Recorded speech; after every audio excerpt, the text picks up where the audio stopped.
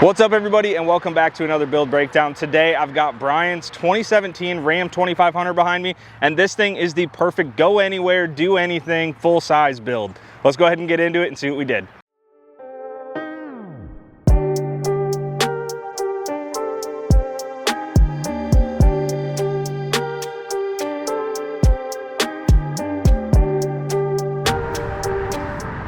So this Ram 2500 is a tradesman edition, which pretty much means it's the base model of all the Rams, which is perfect for this because it doesn't have all the gadgets and everything that the Laramies and Limiteds have, but it has everything that you need in a truck for work, for overlanding, and for daily capabilities. The very first thing that we ended up doing on this was we threw a zone 2-inch leveling kit on here, just on those factory coil springs for right now. Low mileage, so really didn't need any reason to replace those springs. And then we also added the Fox 2.0 shocks, which on a diesel application make the biggest difference for ride quality and performance. Obviously we needed an aggressive wheel and tire combo on this, so we went with the Method 305 NVs. Nice off-road look. It is an 18/9 wheel, -12. And we wrapped that with the Toyo Open Country MTs and a 35 1250 18 in the F load range, just so that it could support the extra load when he is towing, but we also wanted to make sure we had a thick sidewall for when he is off-road as well. After finishing the simple stuff, it was time to get into the overland portion of the build, which is where we started with the Trail Effects HD front bumper. As you can see, we did put a Bulldog 12,000 pound winch in there, more than enough for what this truck is, and then added some DB Link lighting throughout that front bumper. We needed to protect the rear as well, so we chose to go with the Body Armor Eco Series rear bumper. Nice because it has the step built into it, kind of like the Chevys do, something that doesn't come factory on the Rams. And then it's also got the 2 spots in the rear for the rough country pod lights, which we put in.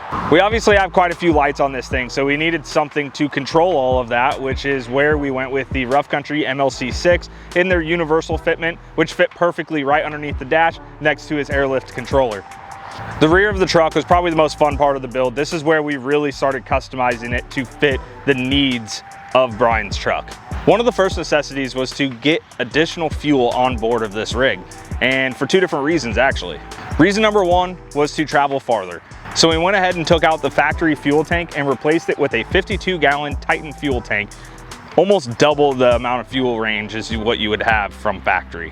The second bit of fuel was actually for the work portion of this. So he does use it out in the field for his job and needed to carry some additional fuel to fill equipment. So we added the DZ 40-gallon in-bed transfer tank with a fill right pump on there.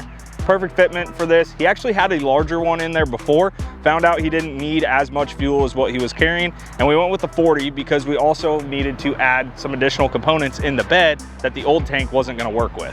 That being said, there's obviously a lot to cover for this bed, so we're gonna start from the top to the bottom on this thing. For the rooftop tent, he went ahead and did the Ironman 4x4 Swift 1400 hardshell. This is the perfect addition to this build. Simple, easy setup. I would set it up for you, but unfortunately I did not get the key from him today. We won't be opening that today, but another day we will have a review of that tent, because it's a really sweet tent to go after. It's got T-channel all the way around it. So on the other side of here, we have the Body Armor 6.5 foot Pica awning. Really nice, simple addition to this. He didn't want anything major. The awning doesn't get used that often, but it's a nice thing to have, especially when you have the capabilities on that tent. Holding that tent up is the Lightner, hopefully I'm saying that right, ACS rack or active cargo system. This thing is nice because it has all the modular capabilities. As you can see, there's a ton of different things on here, which we'll get to in a second, but it has tons of structural capability. It actually has support beams on the back side here, which just add to that rigidness. When you have a tent that heavy and that tall, it's something that you want to make sure that you're not swaying on the rack. Lightner offers a ton of different accessories, and we decided on 3 that were going to work really well with this build. First one is the Gear Pod XL. As you can see, it is a full pod that goes almost the distance of the truck. We wanted to make sure that we weren't taking up the entire distance of the side because we needed to make room for that fill right pump, but we also wanted to make sure we had enough room in there for the additional cargo. On the other side, we've got 3 Rotopax mounts. We've got the gas can and we've got 2 water cans. Gas can for like his 4-wheelers and everything, because he does take those with him a lot of times. And then the water tanks just to have additional water on board for whatever that reason might be.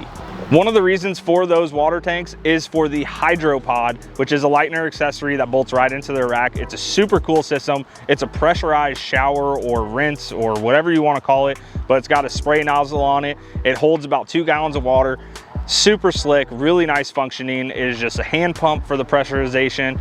I mean, it's a really nice system. Super impressed with it. Honestly, I'm thinking about getting one myself. Aside from fuel, storage was probably the second most important thing of this build. The GearPod XL obviously takes up a lot of that storage concern, but we needed to add a little bit more just for the better organization. And that's where we ended up with the new deck system on here. Now, you might be asking how we managed to fit that in there, because we do have the fuel tank up front and this is not an 8-foot bed. We took a deck system from a Ram 1500 and actually modified it to fit inside here. It just so happened that the footprint fit perfectly in between the tailgate and the fuel tank that we have up front. It did take a little bit of modification, but nothing that harmed the integrity of the deck, so we really weren't too worried about it. As you can see right around the corners up here, we did have to modify one for the support brackets from the Lightner rack, but also because they didn't fit the body line inside the bed. The other side that we modified was the front side. We had to shave off about a 1/2 inch of the deck in order to make that fit with the fuel tank, but I'm really happy with the fitment of it. If I didn't tell you that it wasn't for this truck, you probably would never guess. There's 2 more things that we added inside the bed. We did the MaxTrax mount on the GearPod XL. This is a mount from Lightner specifically for the MaxTrax and for the GearPod, which just bolts right in. It's nice and sturdy. Really impressed with it, and it looks good too.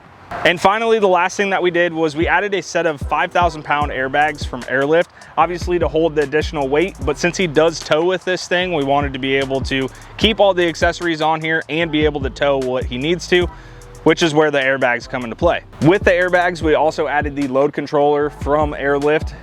Compressor is mounted inside the bed, so up and out of the elements, and then he's got the manual controller inside the cab. As you can see, this is one of the most versatile trucks that we've had come through the shop. Brian uses this thing all the time, whether it be for overlanding, for work, for play, whatever it is. He sends me photos and videos, and it's always nice to see that this truck is getting used and abused the way that it should. Thank you guys for watching another build breakdown from us. Make sure you guys like and subscribe to see future content, and we will see you guys on the next video.